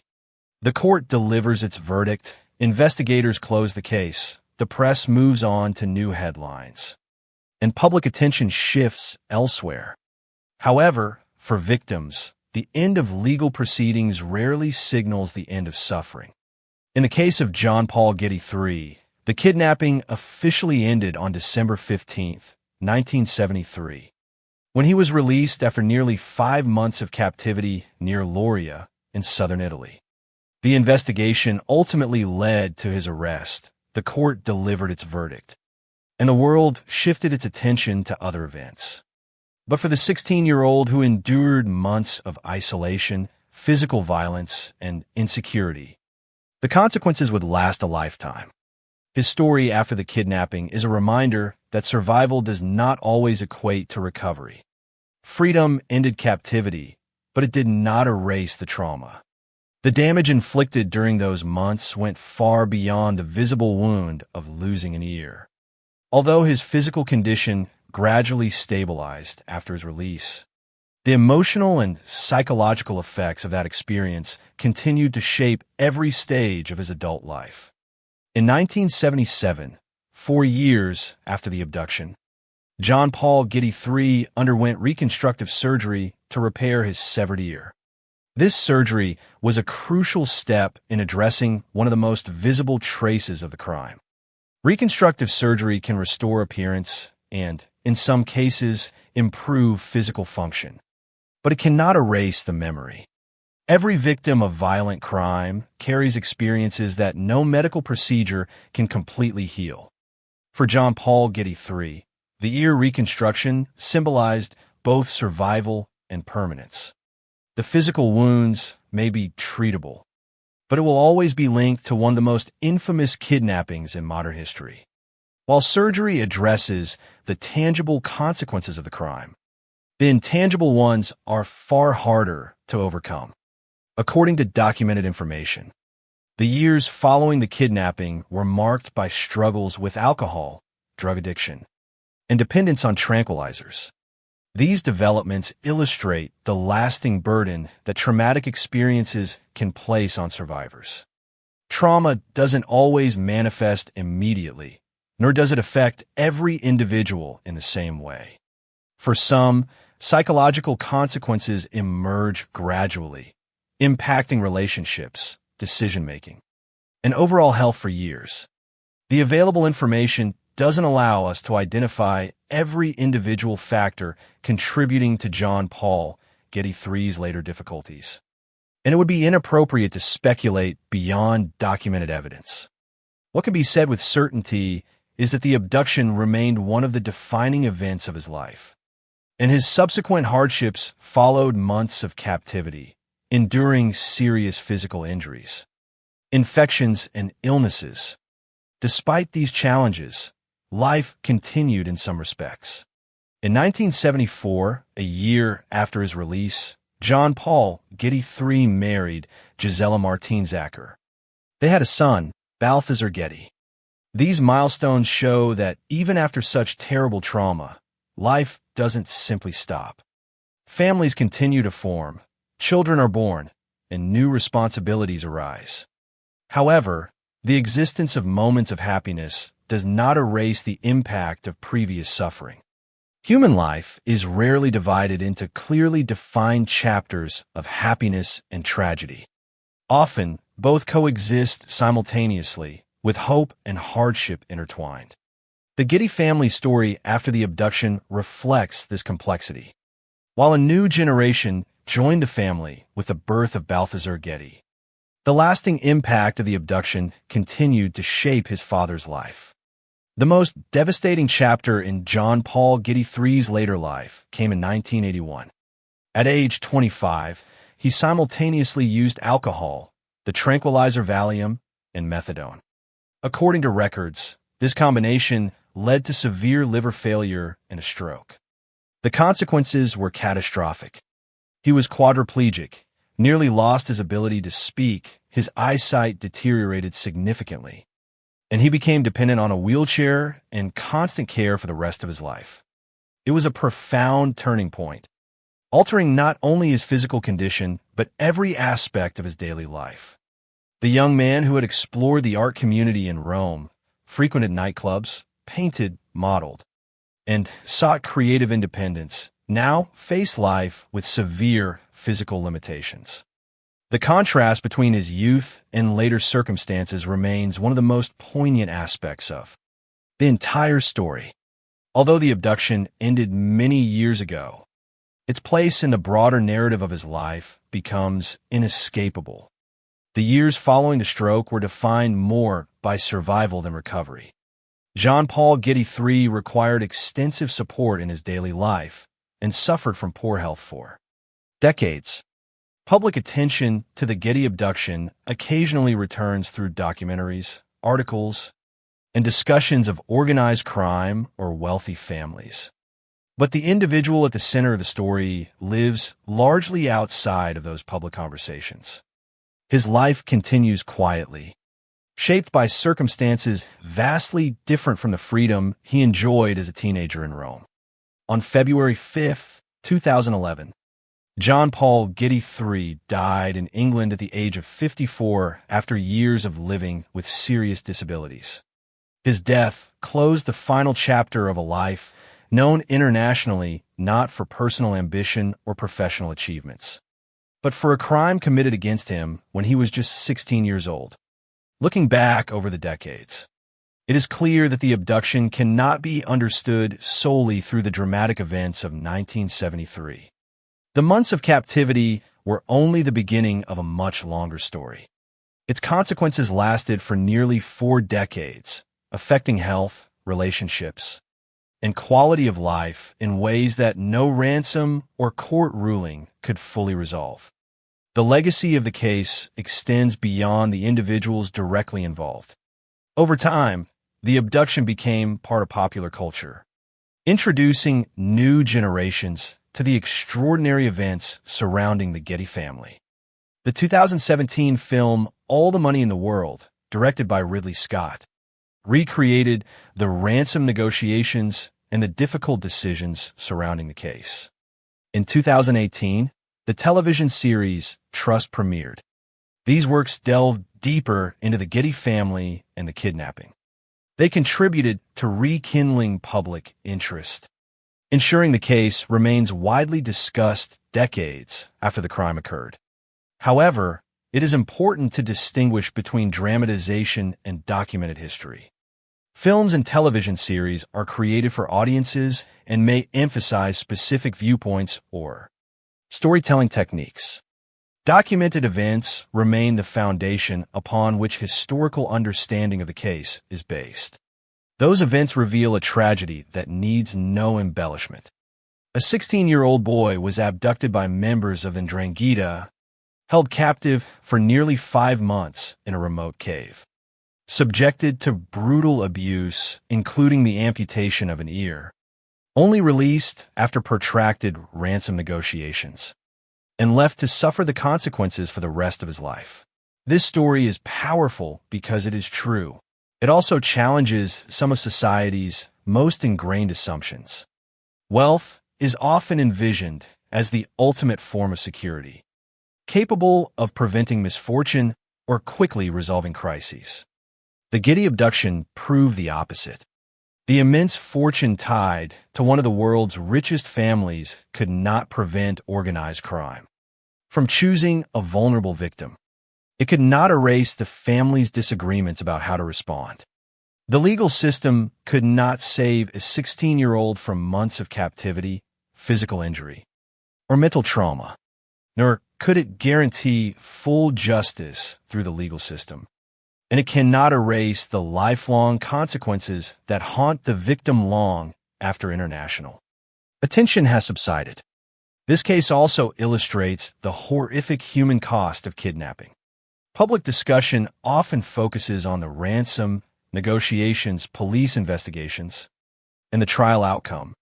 But at the core of every kidnapping is an individual whose life has been profoundly disrupted. John Paul Getty III was not just a member of a prominent family. He was a teenager with artistic interests, personal ambitions, friendships, and the everyday uncertainties of adolescence. These aspects of his identity are sometimes obscured by the unique circumstances of the crime itself.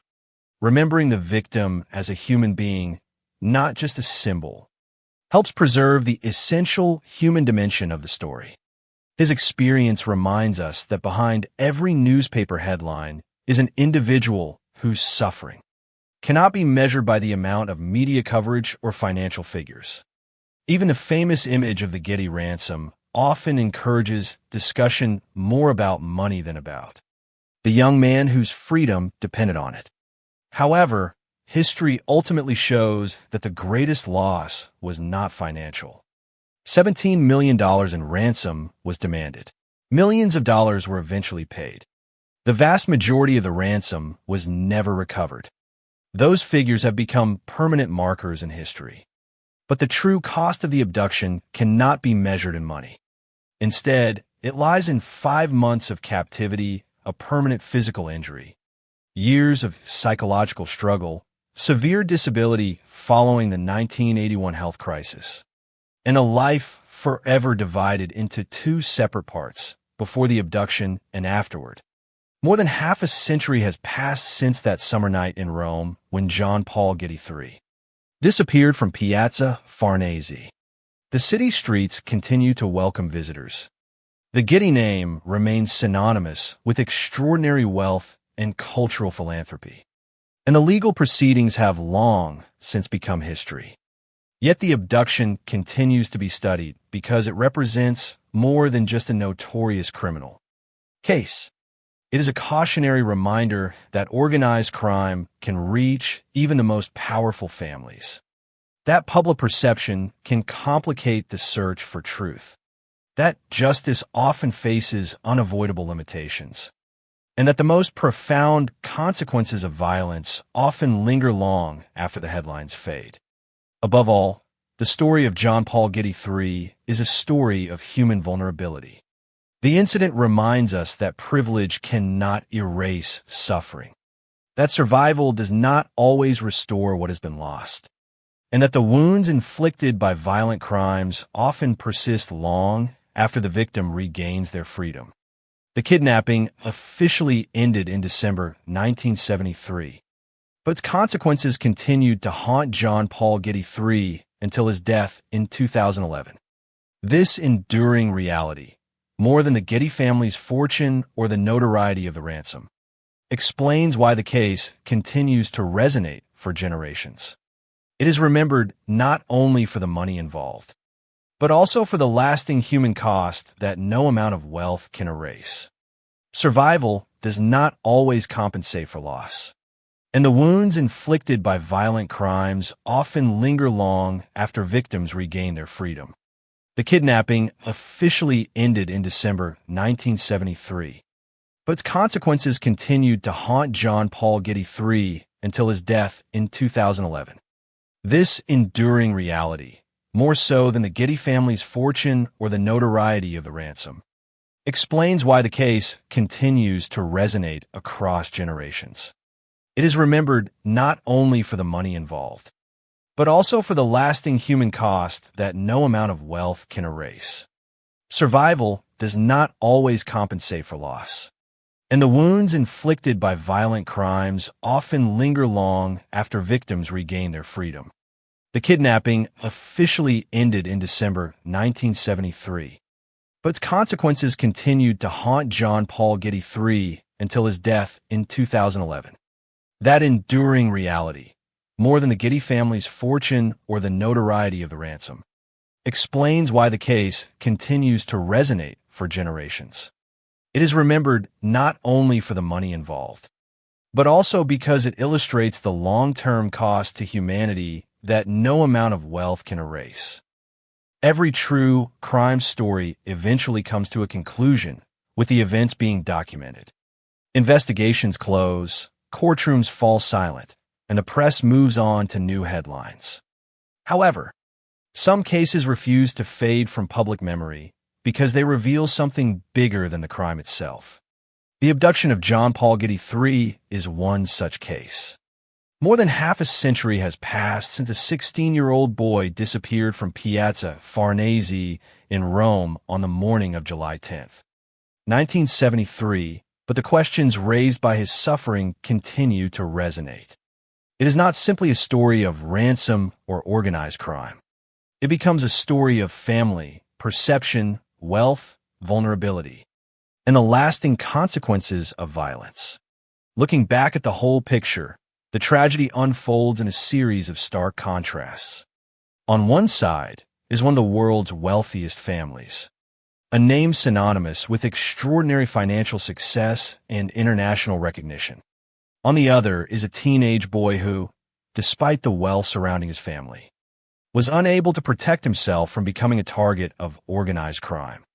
The notion that immense wealth guarantees personal security turns out to be an illusion. John Paul Getty III was not kidnapped for who he was, but for the family he was born into. It was his name, not his actions, that made him valuable to those who viewed human lives as opportunities for profit. That fact remains one of the most disturbing aspects of the entire case. Wealth, which many believe provided protection, became the reason he was chosen as a victim. Another profound lesson stems from how the kidnapping was initially perceived. Because John Paul Getty III lived a rebellious lifestyle, spending time in the arts, frequenting nightclubs, participating in left-wing protests, and pursuing creative hobbies such as modeling, painting, and jewelry making. Some initially doubted whether his disappearance was staged. Those doubts delayed the realization that he was the victim of a real and increasingly dangerous crime. In retrospect, the case illustrates how easily assumptions based on fame can influence judgment. Public image is not proof. Personal appearance is not conclusive evidence. A person's lifestyle, friendships, or unusual choices should never determine whether their suffering is believable. The arrival of a package containing a lock of his hair and a severed ear shattered those initial assumptions in the most horrifying way imaginable, reminding the world that reality can be far more tragic than speculation. The Getty family's actions remain central to the case's enduring significance. Paul Getty's immediate refusal to pay the ransom became one of the most controversial decisions in modern criminal history. His explanation that paying a child's ransom might encourage further kidnappings of his 13 grandchildren in the future continued to be debated decades later. Some viewed his decision as a calculated move to prevent organized crime from exploiting his family. Repeatedly, others saw it as an example of emotional detachment overriding immediate compassion. History offers no simple answer because the recorded events cannot fully reveal the private emotions experienced by those involved. History shows that the delay prolonged his captivity, and only after irrefutable evidence of John Paul Getty III's suffering did negotiations finally lead to the ransom that guaranteed his freedom. The controversy surrounding those decisions became inseparable from the kidnapping, illustrating how public judgment often extends beyond the criminal act to include the reaction of families facing difficult choices. The subsequent investigation and legal proceedings also yielded lasting lessons about the realities of criminal justice. 9 suspects were arrested, including Girolamo Piramali and Saverio Mammoliti. But ultimately only 2 were convicted, while many others were acquitted due to lack of evidence. The vast majority of the ransom was never recovered. To many observers, those outcomes seemed incomplete, even disappointing. Yet, they also demonstrated an essential principle of justice. Courts cannot convict based solely on suspicion, no matter how notorious the crime. Evidence, not public opinion, is what determines legal responsibility. Organized crime presents particularly significant investigative challenges precisely because its members operate in secrecy, with clear divisions and based on loyalty.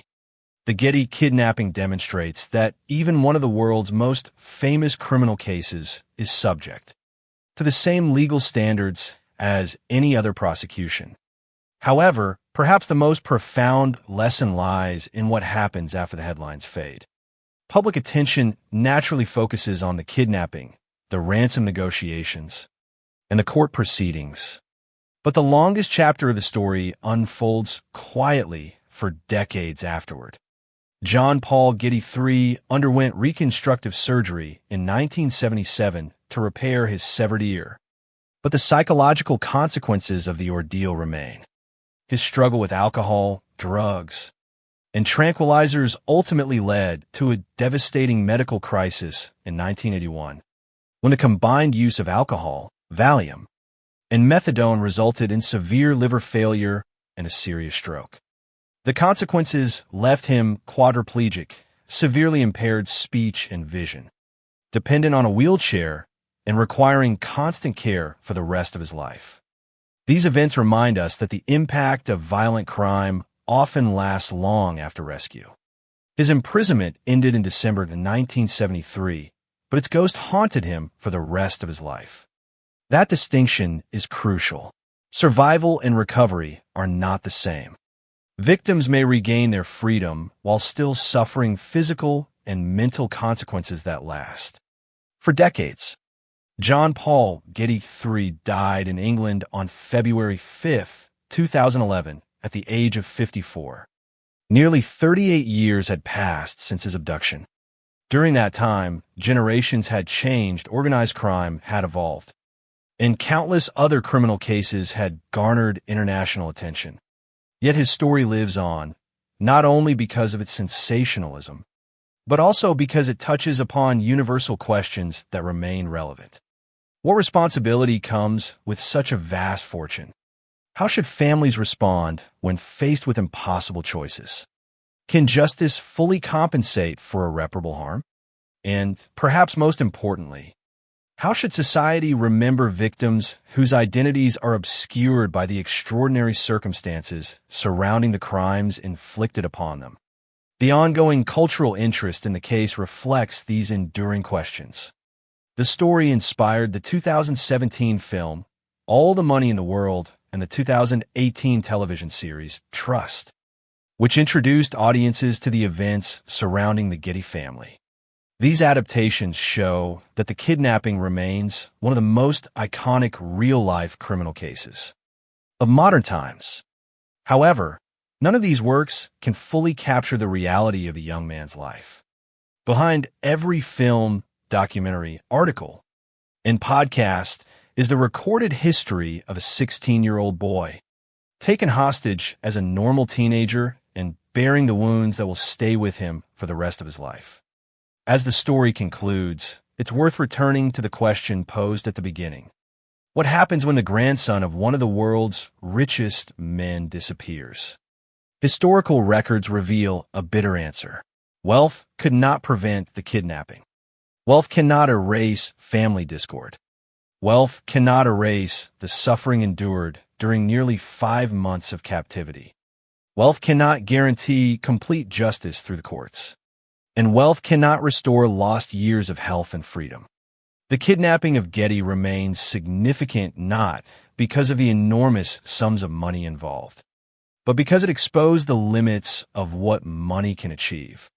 Human vulnerability exists regardless of financial status, reputation, or social influence. Violence leaves consequences that no fortune can fully compensate for. Ultimately, the story of John Paul Getty III is remembered not only as one of the most famous ransom cases in history, but also as a profound human tragedy. It reminds us that behind every statistic, every newspaper headline, and every court ruling is an individual whose life has been forever altered. Millions of dollars were demanded, negotiated, and partially paid, becoming historical events. But they are not the true measure of the case. The real price paid by a young man whose adolescence ended in a remote cave in Calabria and whose life is forever divided into 2 chapters, before the abduction and after. That is the legacy left by the abduction of John Paul Getty III, a legacy not measured by wealth, but by the lasting human consequences of a crime that continues to resonate throughout history.